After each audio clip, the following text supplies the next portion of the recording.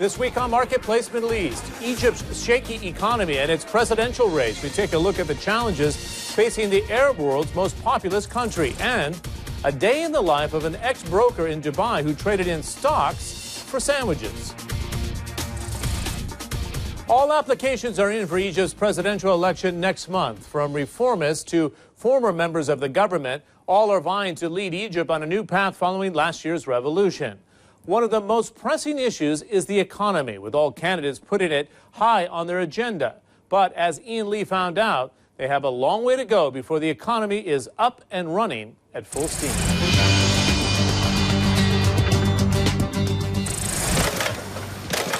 Stitching and riveting, the sounds of industry in Egypt.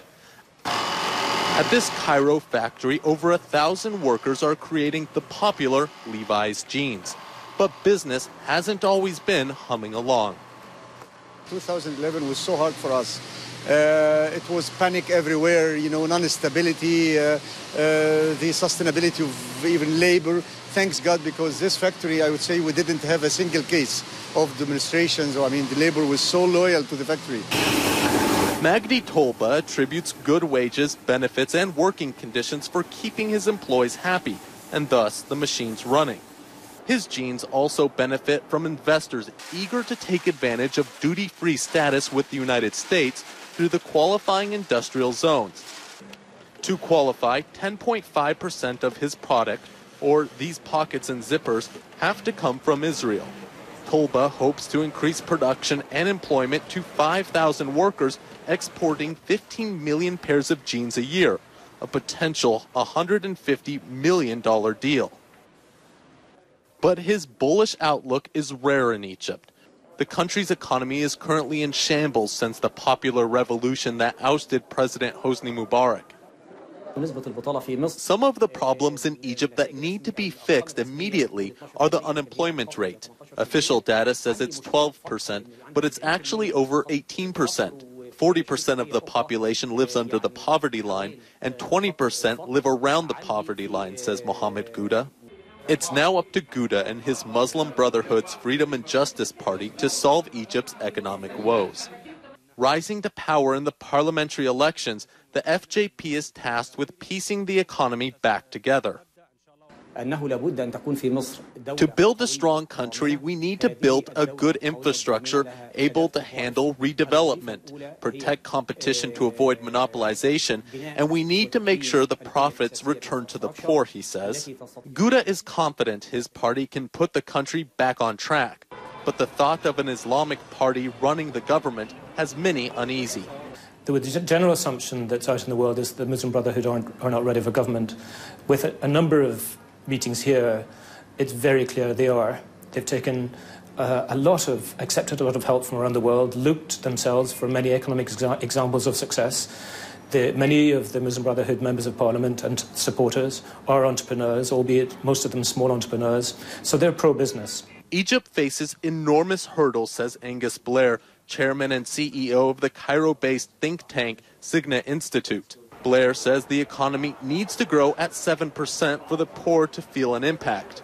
It currently stands between 0.5 to 1%. Substandard education and out-of-control subsidies also plague the economy. It's unforgivable that in a 21st century state that the hydrocarbon subsidy should be in totality greater than the education budget.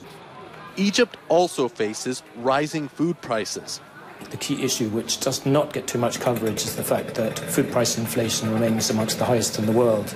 The World Bank reports that roughly half of Egypt's produce spoils before reaching consumers. Combine that problem with rising food prices and a rapidly growing population, and you have all the ingredients for a major food crisis. And yet another problem is the fickle tourism industry, down 30%. Blair believes it could recover by year's end, barring headlines of violence. No doubt there's a tough road ahead for Egypt, but Blair is optimistic if action is taken quickly. I think, first of all, the Muslim Brotherhood should be in government. They're in parliament, they've won a majority. And I think the international community would like to see them take power now in order that some of the policies that need to be undertaken, some strong economic decisions, can be made. And then Egypt can move on. These decisions also include receiving foreign aid and honoring current trade deals. Ghouta insists all international agreements will be honored. And that is good news for Tolba, whose company relies on good relations between Egypt and Israel. So I'm giving an invitation to everyone, that they have to come and invest in Egypt. If the new government can jumpstart the economy, don't be surprised if you see more made in Egypt. Ian Lee for Marketplace Middle East, Cairo. As Ian noted, the future of Egypt's economy relies heavily on who takes over, but there's been another setback along the way.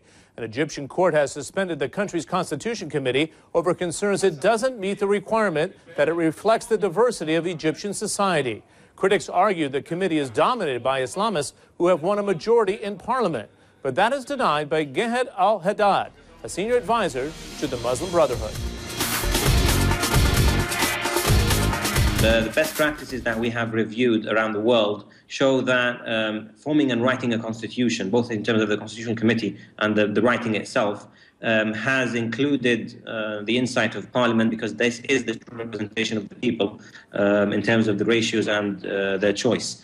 So we've seen all different cases, from the Parliament itself actually writing the Constitution to the Parliament nominating or even electing bodies and individuals from outside it. And we believe that any variation in between, as long as the choice of the people is represented, is democratic enough to be acceptable. Let's be blunt here. Is the Muslim Brotherhood making a power play both for the office of the president and to have the strongest voice writing the Constitution? That's what it looks like. And the fact of the matter is that the Freedom and Justice Party, which is the political arm of the Muslim Brotherhood, has 35 out of the 100 members of the committee itself.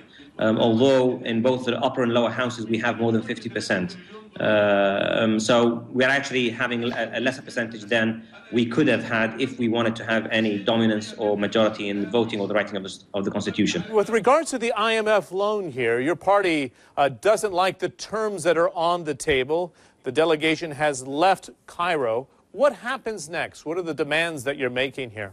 We actually believe that the current terms are much better than any of the other IMF loans that have been offered to Egypt, and we don't have a problem with them. Our problem is with the timing of the loan. We believe that the current government, from our point of view, cannot be trusted to administer or spend the current loan. Final point here is this new parliament, and depending on who becomes president, going to be pro-business? This is an economy that garnered $50 billion over a 5-year window before the revolution. What message are you sending to bring in both Eastern and Western investment into Egypt, the policies? Certainly. It's twofold. I think the fact that it's Egypt and it's that size of a population, that size of a market, and that hugely untapped potential is a huge element of the equation that almost all investors recognize and agree upon. What has been the problem before was the systematic injected corruption by the political regime, which is the main reason that we believe that we will balance this out and make sure that the investment climate and environment is corruption-free, transparent, with equal opportunity to all.